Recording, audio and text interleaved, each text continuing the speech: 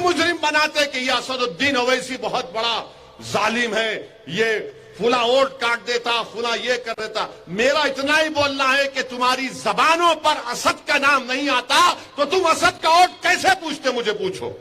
तुम्हारी जबानों पर मेरी बेटी के हिजाब का नाम नहीं आता, तुम कैसे मेरे वोट के हकदार हो। तुम्हारी जबान पर हुबली की सादात की दरगाह को शहीद कर दिया गया, तुम्हारी जबान पर नहीं आता, मगर तुमको असद का वोट चाहिए। मेरे अजीज दोस्तों और बुजुर्गों, ये भारत की मौजूदा पॉलिटिक्स की रियलिटी है, ये हकीकत है। मैं पॉलिटिकल सेकुलरिज्म को कभी नहीं मानता था, ना मानूंगा। मैं कॉन्स्टिट्यूशन के सेकुलरिज्म को मानता था और मानता रहूंगा। वो सेकुलरिज्म जो भारत की खूबसूरती को बयान करता है। इस देश का एक मजहब नहीं हो सकता, इस देश का एक कल्चर नहीं हो सकता, इस देश की एक जबान नहीं हो सकती है। ये देश हजारों कल्चर पर बना है, सौ रिलीजन्स है, हजारों जबानें हैं। ये भारत की खूबसूरती है, ये इंडिया की ताकत है। इस सेकुलरिज्म को मैं मानता हूं। और सेकुलरिज्म का मतलब ये नहीं है कि कोई गूंगे बन के बैठ जाना। हमेशा लोग मेरे को बोलते, अब यहां पर आ रहा था मैं कर्नाटका को, तो कोई मेरे को एक जिम्मेदार आदमी बोले, ओवैसी साहब आप कर्नाटक जा रहे, मिला जा रहा हूं। बोले जरा संभल के बोलना। मैं बोला एक काम करिए, करता हूं, आप मेरे को लिख के भिजाओ क्या बोलूं। नहीं, आप अक्लमंद है, आप होशियार है, आप पढ़े लिखे हैं, आप पार्लियामेंट में हम सब की नुमाइंदगी करते। तो मैंने कहा अंकल, जब सब मेरे को मालूम तो तुम काहे को बोल रहे मेरे को, छोड़ दो ना मेरे को। नहीं, जरा कर्नाटका का माहौल अलग है। मिला कोई माहौल अलग नहीं है। मैं जो माहौल में जाता हूं उस माहौल में मिल जाता हूं, मेरे को मालूम। बोले नहीं आप कर्नाटका, अरे मिला अंकल, कर्नाटका का हर घर मेरा घर है, कर्नाटका का हर बच्चा मेरा बेटा या मेरा भाई है, कर्नाटका के हर बुजुर्ग मैं उनको अपने मां बाप की तरह इज्जत करता हूं। तो इसमें अब प्रॉब्लम क्या है अंकल? बोले अब आपको क्या बोल सकते, ऐसा बोले। तो मिला नहीं, मेरे को कोई भी नहीं बोल सकते, मेरे को कोई बोलने वाला बोल ही नहीं सकता। सच्चाई बयान करो, मैं सुनने तैयार हूं।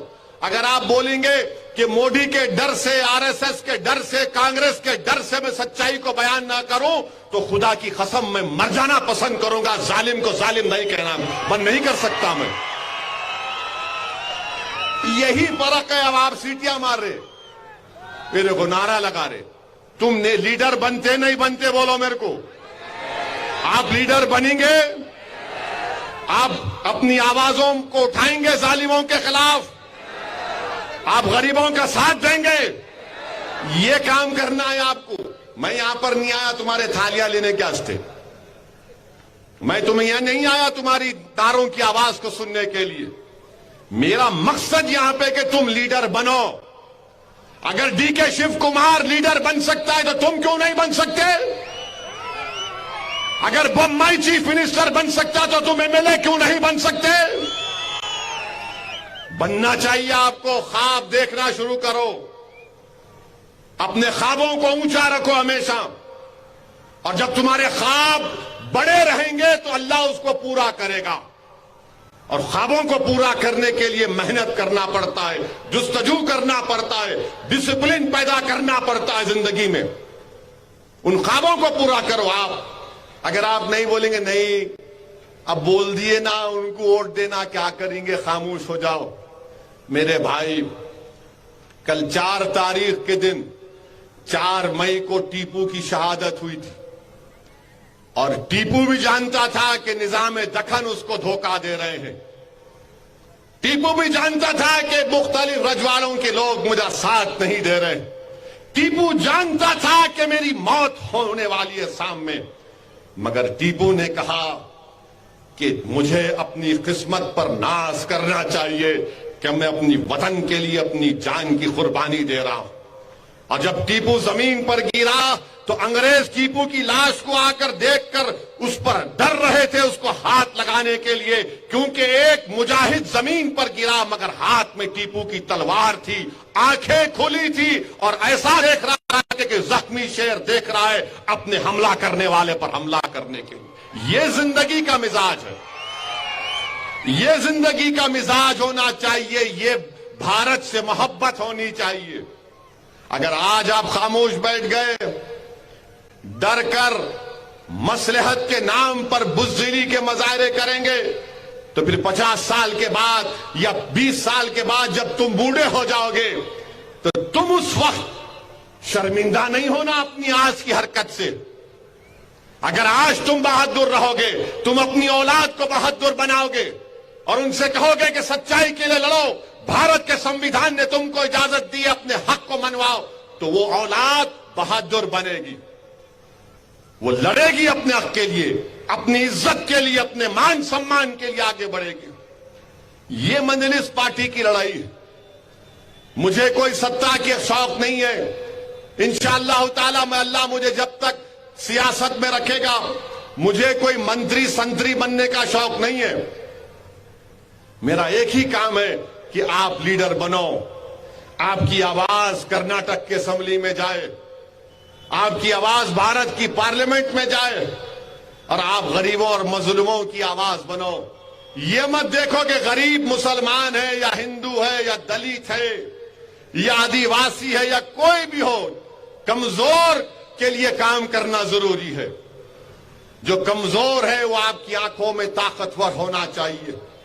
इसीलिए अजीज दोस्तों और बुजुर्गों, जो लोग आज कह रहे हैं कि कांग्रेस पार्टी है, अरे बाबा कांग्रेस पार्टी राजस्थान में भी है। राजस्थान में 5 साल से कांग्रेस पार्टी की सरकार है।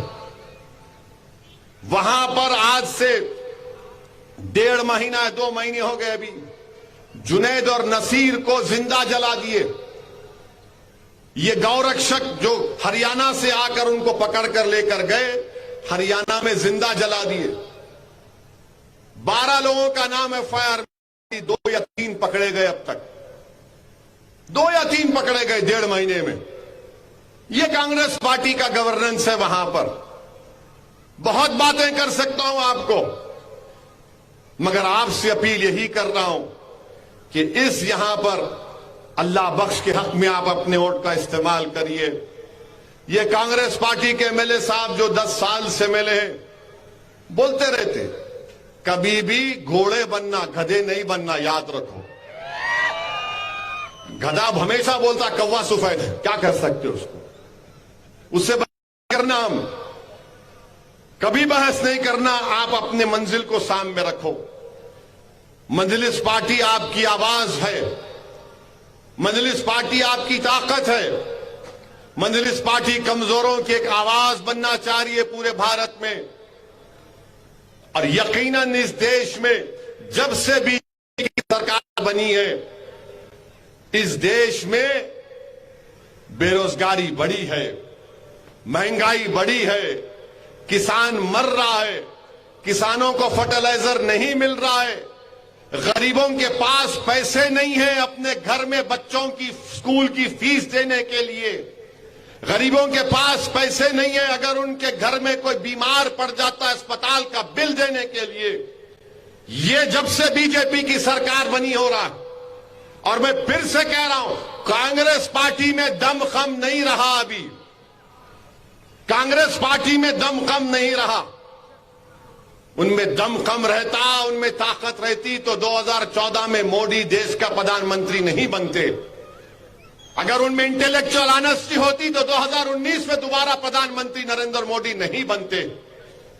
मगर ये कमजोर हो चुके हैं, ये कमजोरी के मुजाहरे कर रहे हैं।